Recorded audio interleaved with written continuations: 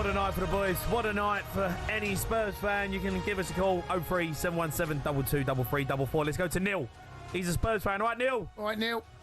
Hello, Jamie. Hello, Cundy. How are you, Neil? Up the Spurs. Up the Spurs. Come on, I can't believe it. Cundy, first of all, I've got to say thank you for saying, well done, enjoy it and all that. Well done, Neil. Congratulations. I know what it's like to win a trophy. I know how it feels, so well done. Well done. No, thank you for that. But at the same time, I can't believe you've come in tonight and you're not rung in sick. That's the first thing I wanted to say. I can't believe you've come in. Always here. No, Neil, how good is it? What a feeling. What a feeling. It is a feeling. The thing is, you've got to imagine, all season I've been behind fans, but the thing is the reality is that he has really dug deep and he's managed to get us through to this final, and somehow he's managed to get us winning along with that team. And the last few months it's been degrading as a Spurs fan. It's been so tough. You want to slate the manager, you want Levy out, all this stuff.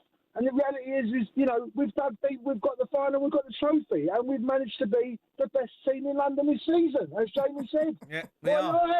Up the Spurs, Neil, up the Spurs. What are we doing? Where are you? Where'd you watch it?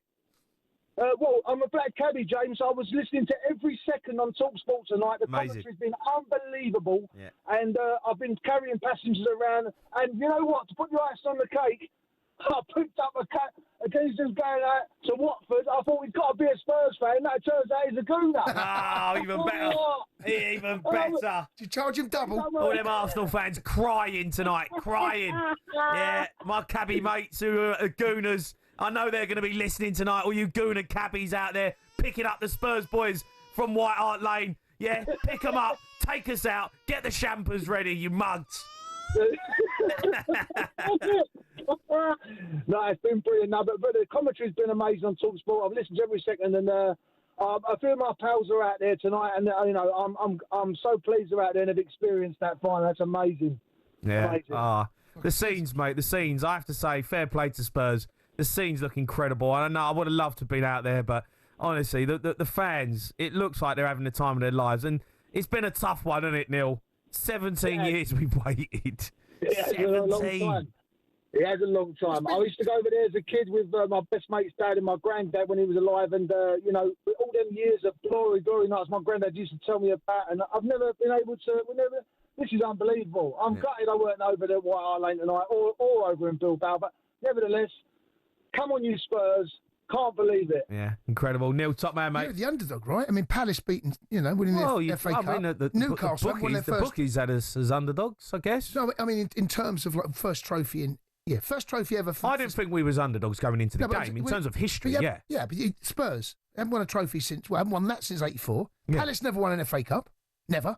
Newcastle, first trophy they win since year dot, whatever it is. It's one of those seasons, mate. Oh, it's unbelievable. Let's go to Steve. He's a Man United fan. All right, Steve? Steve-O. Hi, you okay, boys? I'm good, mate. All right, mate. Good. How you feeling? Commiserations. How am I feeling? We are an absolute disaster, the club. Amorim needs to go. The whole team needs to be put on the transfer list and get absolutely sold. Jim Ratcliffe is going to be rubbing his hands tonight going, I can make more cuts now to the club. And I beg Matheus Cunha not to come to Man United. Please, Matheus, if you're listening, don't come to United. You deserve better. Gee. I mean, how are you going to improve then if you're telling all the players not to join you? How are you going to get better? Well, not being funny, right? We might as just go and sign Championship players in lower League 1 and 2 because that's all we deserve at the minute, where we are. Yeah, worrying times, I think, for Man United right now. Are you giggly? They're terrible, aren't they? They are. They are, like, genuinely. Steve, yous are terrible. But you know what? They've got, under the big rat, they've got worse. They've got big worse under the big rat, haven't they? Yeah.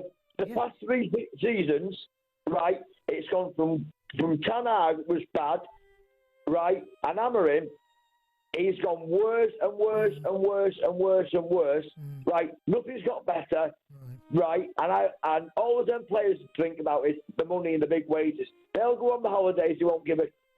Careful. I'm thinking about the club, right, or anything like that, yeah, right, and they'll go on holiday, come back, right, but I tell you something needs to drastically change. Amorim needs to go, and I think they need to bring back Mourinho on the staff, sort this mess out. I mean, so look, Amorim, and understandably and rightly so, it needs to take some stick about what's happened to Man United since he's been there, right? Yeah. Things have not improved, they've got worse. But I said this the other night, whoever employed him, they're the ones you've got to look at, because you knew what you were getting into bed with. You knew exactly what he was as a manager. You know, and we saw it. We saw what he did against Man City, right? He had the team he wanted in the Champions League, and they play three at the back. And he would have said to them, I'm going to play three at the back. This is what I'm going to do. I'm going to come in here, and I'm going to play three at the back. And they made him come midway through the season. Whoever made that call, they need to be looked at. Because if they do sack him, they're going to go through the same process. They'll have 3 managers in each season, in a year. I don't know if he's not the answer. He's not. Well, honestly, they're terrible, Jace. It's like the football they're playing. They don't know how to break a team down. I agree with all that. The players they got, they're not that bad. What they showed tonight, they're not that bad. Højlund looks like a lost little boy, mate, up there. He's playing with Gurkhas. He needs a centre forward that you can play balls up in the stick, play a ball up there and win headers. Højlund, mate, he does this. I feel for him because he needs players. He needs a 10, doesn't he? But the system doesn't allow that. No. The system doesn't allow a 10. No. That's why Bruno was so deep. Bruno needs to be up, but they don't have a 10. That system don't work. That system will not allow, and that you can drift inside. Of course, you can drive in those areas. All over the pitch, mate. I feel for Højlund. Honestly, I feel for him, mate. Well, come on, mate. He's got to do better as a centre forward for Man United. Of course, £70 million. But then, come on. But then you're looking at Amorim, right? How is he going to have a team have a strike for the way he wants to play without a number 9? How does he set that up? How does he do that?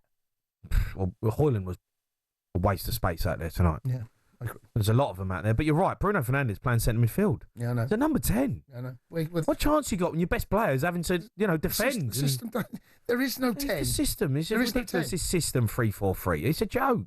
It's right. You're playing it at Wolves or whatever, and you're allowed to sit in and not have the ball and play on the counter attack. You're Man United. You've got to go and win the game. You've got to go and have the ball. You've got to make things happen. You've got to dictate tempos. They were terrible. Terrible. They were terrible, mate. The worst performance I've ever seen in the final. I can't argue with that. Unbelievable night. Unbelievable night. Keep your calls coming in. 03717 223344. We're going to be joined by talkSPORT's chief football correspondent, Alex Crook, live from Bilbao next. You're listening to the Sports Bar on talkSPORT with talkSPORT Bet. Download the new talkSPORT Bet app today. 18 plus. Begun Red Hawk. The Sports Bar with Jamie O'Hara and Jason Cundy. Monday to Thursday nights from 10 on AM, on DAB, via the talkSPORT app and on your smart speaker. talkSPORT.